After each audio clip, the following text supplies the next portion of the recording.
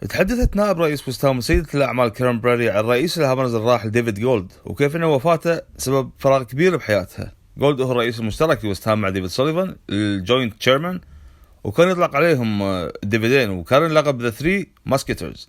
الثري هذول صاروا اثنين، صاروا تو الحين بعد وفاة ديفيد جولد بعد صراع قصير مع المرض.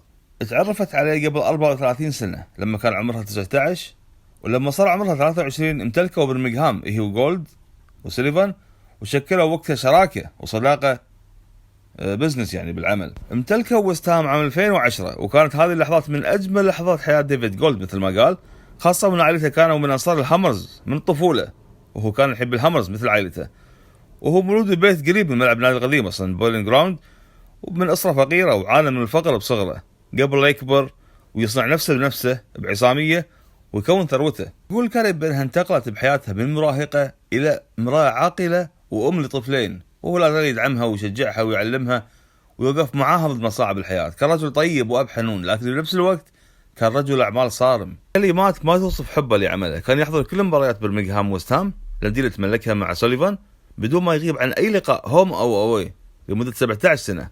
وكان بوست هام محبوب جدا جدا، يساعد حتى المنظمين والطباخين بالنادي، وكان دائم يحضر وعياله واحفاده معاه بكل سعاده وفخر لمباراه وست هام. كان يتعمد يشرب الويسكي قدام الناس رغم ان المشروب المفضل كان تيا ماريا، لكن يفضل الويسكي يشربه قدام الناس لان تيا ماريا ما كان مشروب رجالي بدرجه كافيه مثل ما يقول. يقول برادلي بانه كان يحضر المباريات بالهليكوبتر الخاصه فيه، مرات يمرها عشان يوديها للمباريات معاه. مره نزل على حديقه منزلها الخلفي وكان بالغلط يبي يدعم احدى الاشجار.